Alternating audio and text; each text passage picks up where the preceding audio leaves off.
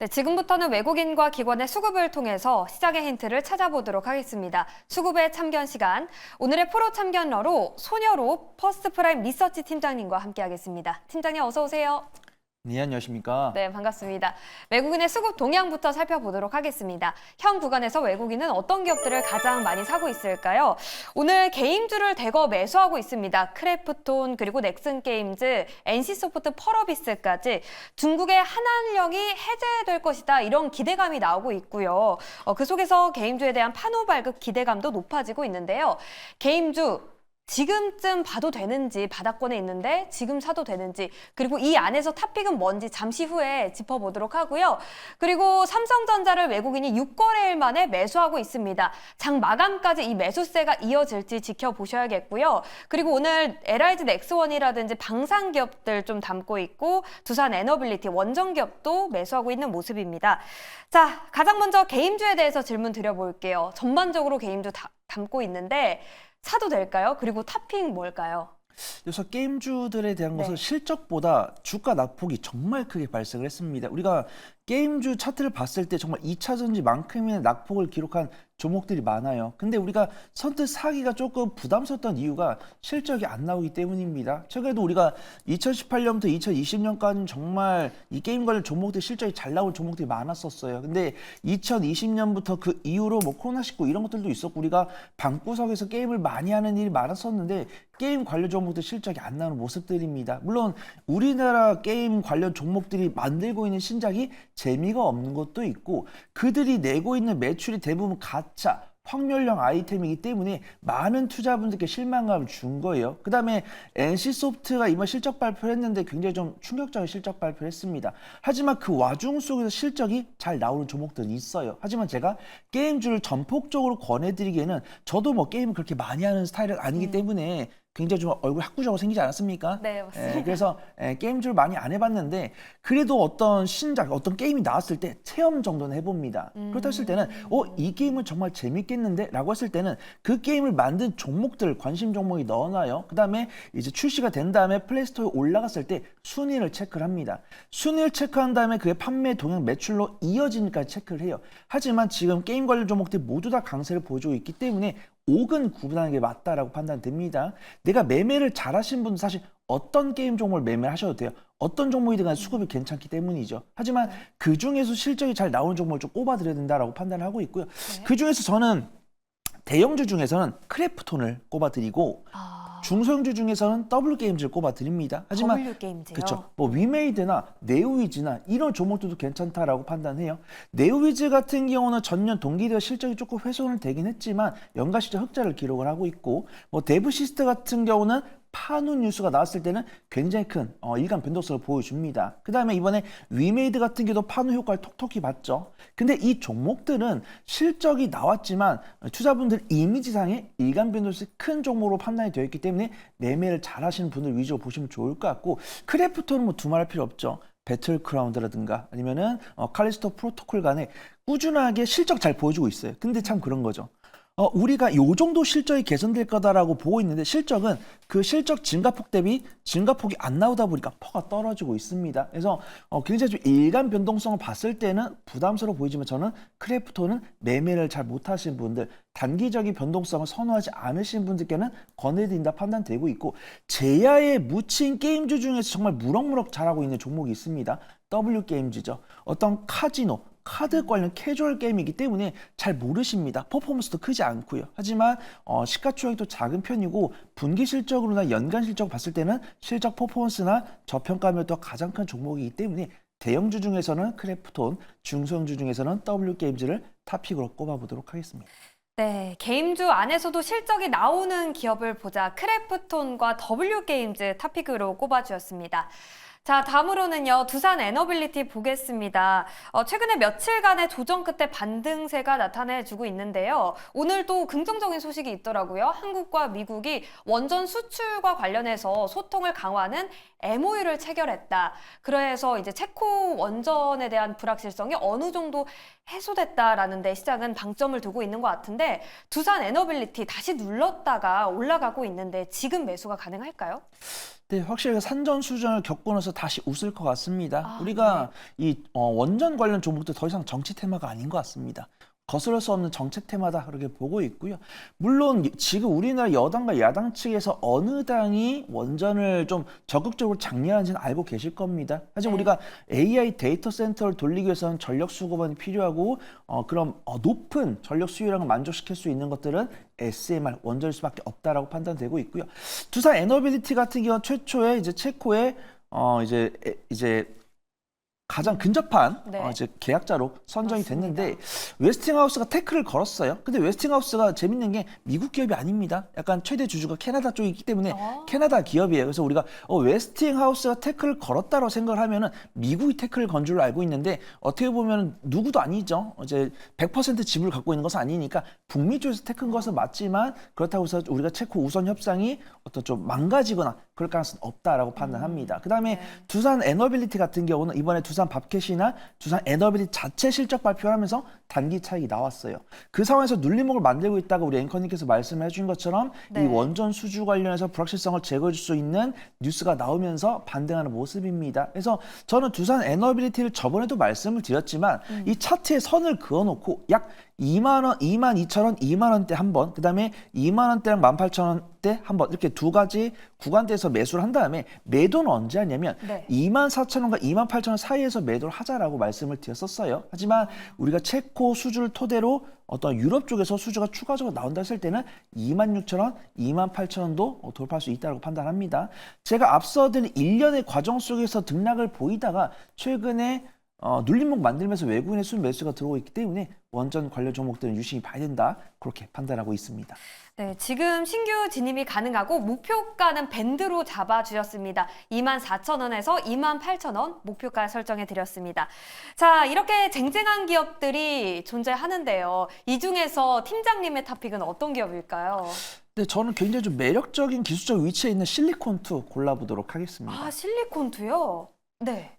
네, 우선 화장품 관련 종목들이 정말 2달 가까이 쉬었었죠. 그러다 저번 주 금요일쯤에 중국에서 한국 관광기관에서 무비자 여행을 통과시켰다 이런 이야기가 나오면서 중국 소비주에다가 온기가 돌았습니다. 그러다가 이번 주 월요일 이제 많은 분들께서 관세청 수입 동향을 체크하셨을 텐데 거기에서도 화장품이 독보적으로 수출량이 증가하는 모습 확인하였고 대미 수출량도 증가하는 모습이었습니다. 그러면서 한국콜마나 코스맥스나 이런 ODM 기업들이 먼저 상승세를 보여준 다음에 실리콘트나 뭐 CNC 인터내셔널 이렇게 내부적으로 실적을 갖추고 있는 종목들로 온기가 돌아오는 모습입니다. 그 중에서도 오늘 외국인의 순매수가 가장 많이 들어오는 종목은 실리콘투다라고 판단하고 있고요. 이 스타일코리안닷컴을 통해서 미국 지역에서 역직구 사업을 진행을 하고 있고 제가 재무제표를 봤습니다. 스타일코리안닷컴 재무제표를 봤더니 흑자 전환에 성공한 이후에 분기 실적, 연간 실적이 꾸준하게 우상 기조 보여주고 있는 모습입니다. 그 다음에 실리콘2 같은 경우도 유상증자를 마치고 스타일닷컴의 판매 매출처 다변화를 진행을 하겠다고 했었고 사실 이 화장품 관련 종목들 중에서 12개월 선행포가 가장 낮은 종목이 실리콘2입니다. 이 화장품 관련 종목들 중에서 가장 저평가를 또 갖고 있다는 것이죠. 네. 그런 분들 하여금 일간 빈도수에 상대적으로 부담스러워 보이지만 박스권 하단부에서 3바닥 이상을 형성했고 오늘 같은 장세에서 외국인의 순매수가 들어오기 때문에 화장품 관련 종목들 중에서 가장 안전하게 수익을 가져갈 수 있는 종목은 실리콘2가 아닐까 그렇게 판단해 보도록 하겠습니다. 네. 화장품 내 가장 저평가된 기업이다. 그리고 안정적인 수익을 확보할 수 있다. 이런 부분이 매력으로 꼽히는 것 같습니다. 자, 이렇게 외국인의 탑픽까지 확인해 봤고요. 계속해서 기관의 수급도 확인해 보도록 하겠습니다. 기관은 오늘 방산주를 대거 매수하고 있는 가운데 더존 비즈온을 가장 많이 사고 있습니다. 3분기 호실적을 기록하면서 AI 소프트웨어의 강세를 주도하고 있는 모습이고요. 그리고 중국의 무비자 입국 소식에 하나투어에 대한 기관의 매수세가 이틀째 지속되고 있습니다. 자, 이 중에서 하나투어에 대해서 바로 질문을 드려볼게요. 중국의 무비자 입국 이 영향인 것 같은데 이뿐만이 아니라 또 증권가에서도 목표가를 상향했더라고요. 지금 매수 가능할까요? 네, 확실히 여행주 중에서는 하나투어가 대장주를 우뚝 솟아는 것이 아닌가 그렇게 판단됩니다. 이 여행 관련 종목들 코로나19가 발생하면서 정말 힘든 나날을 견디다가 이제 코로나19가 풀리고 나서 해제가 되고 나서 여행들이 좀 활성화 됐었죠. 그러면서 여행 관련 종목들이 흑자로는 전환이 됐습니다. 근데 어떤 실적 퍼포먼스는 나오지 않았죠. 어떤 실적 퍼포먼스가 안 나왔는데 저는 유심히 여행 관련 종목들 봤을 때는 그래도 분기 실적 기준으로 천천히 실적이 개선되는 모습이었습니다. 하지만 실적 향상에 대한 기대감을 줄 수 있는 뉴스는 우리 앵커님께서 말씀해 주신 것처럼 한국인 관광객에 대한 무비자 입국을 받아주겠다 이런 뉴스가 나오면서 여행 관련 종목들이 조용히 자기 갈 길 가고 있었는데 투자분들 관심을 받은 것이 아닌가 그렇게 판단됩니다. 그 중에서도 코스피에 상장이 되어 있으면서 가장 견조한 실적을 보여준 것은 하나투어가 아닌가 그렇게 판단되고 있고요. 증권사 실적 리포트가 나왔습니다. 지금도 분기 실적 기준으로 봤을 때 여행사 중에서 가장 좋은 실적 퍼포먼스를 보여줬거든요. 하지만 증권 계통에서도 하나투어가 여행 관련 종목들 중에서 가장 좋은 실적을 보여줄 것 같고 올해 4분기부터 실적 턴어라운드 기감이 있다라고 판단하고 있습니다. 기술적으로 좀 저번 주 금요일 날 단기적인 강세 나온 다음에 이번 주 월화에 단기적인 차익실현 나왔고 오늘 기관 순매수 들어오면서 눌림목을 만들고 있으니까 여행 관련 종목들 중에서 좀 안정적으로 수익 가져갈 수 있는 종목은 이 하나투어를 분할 매수 관점으로 지켜봐 보시면 좋을 것 같습니다. 네, 분할 매수 관점으로 신규 진입 가능하다 이렇게 의견 주셨습니다. 자, 다음으로는요 네이버 보겠습니다. 개인 투자자분들이 많이 보유하고 계신 기업일 텐데요. 기관이 최근 3일 동안 순매수를 했고 또 오늘 AI 소프트웨어 주들도 강세를 보이고 있는데 네이버 바닥 다졌다고 볼 수 있을까요 이제?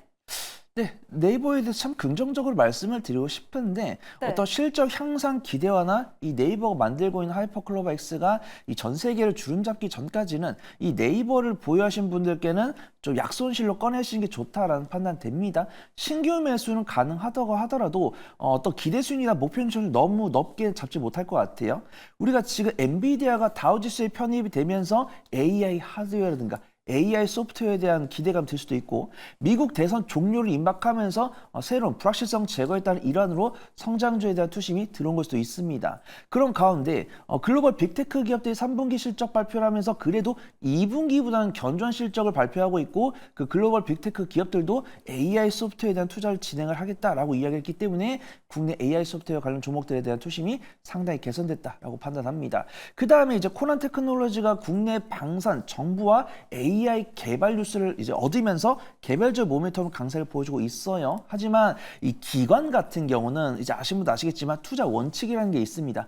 아무리 성장성이 있는 종목이라고 하더라도 적자 기업이라든가 시가총액이 1,000억 원이 안 되는 경우에는 기관 투자가들은 AI 소프트웨어를 매수할 수가 없어요. 그래서 AI 소프트웨어를 사고 싶은데 그 중에서도 자격이 되는 종목은 네이버이기 때문에 네이버를 사는 것이고 제가 우리 시청자분들께 네이버를 적극적으로 권해드리기 위해서는 웹툰 관련했을 때 실적이 개선이 돼야 되고 지금 웹툰 실적은 올해 상반기에 정말 괜찮았는데 좀 하반기에 좀 눌림목을 만들고 있어요. 전 분기 대비해서 조금 지지부진한 모습을 보여주고 있다 이런 이야기입니다.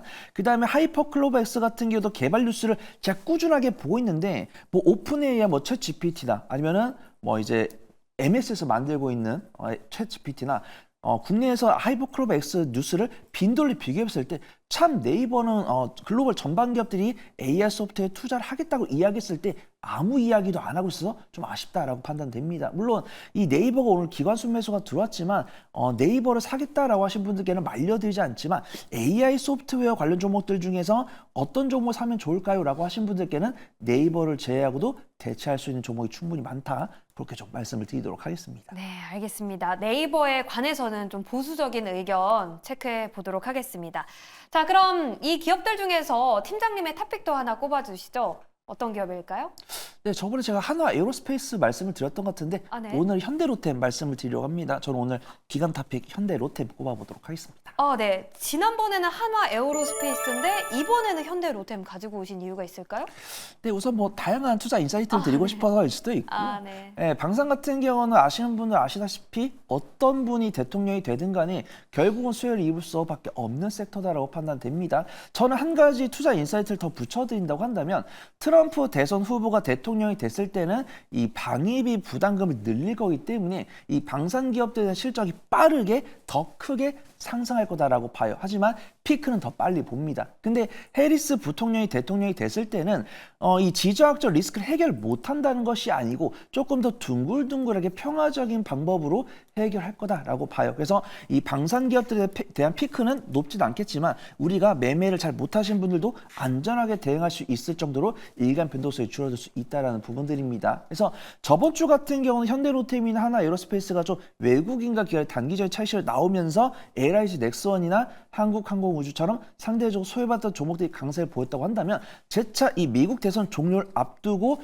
현대로템과 하나에어로스페이스처럼 정통적으로 강세를 보여줬던 종목들이 강세를 보여주고 있습니다. 그 중에서도 현대로템은 이 방산 기업들 중에서도 11개월 선행포가 가장 낮아요. 그래서 이 증권계통에서도 12개월 선행포 수정을 하고 있는데 이번에 현대로템 실적 발표하면서 12개월 선행포가 조정이 됐습니다. 그래서 하나에어로스페이스 같은 경우 12개월 선행포가 15 정도 되는데 현대로템 같은 경우 12개월 선행포가 12가 되더라고요. 그래서 지금 뭐 우크라이나 재건이라든가 폴란드발 K2 전차에 대한 수출이 꾸준하게 지속이 될 거기 때문에 현대로템에 대한 실적 우상향 기조는 당분간 유지될 가능성이 상당히 높다라고 판단합니다.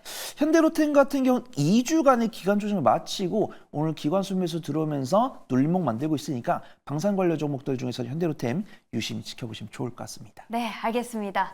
자, 그렇다면 외국인 대 기관 옥석을 가려보도록 하겠습니다. 두 기업 모두 업종 내 저평가되어 있는 기업이라고 말씀해 주셨는데요. 실리콘트, 현대로템 골라주시죠. 저는 실리콘트 골라보도록 하겠습니다. 네. 가격 전략은요? 우리 앵커님 4주째 놀라고 계시죠? 저는 픽이 기준이 그겁니다. 이 두 종목을 보유했을 때 같은 기간 보유했을 때 어떤 종목이 더 수익이 더 잘 날까 이 부분들입니다. 실리콘트랑 현대로템은 이런 말씀 좀 위험하긴 하지만 매수를 했을 때 수익이 날 가능성이 상당히 높다라고 봐요.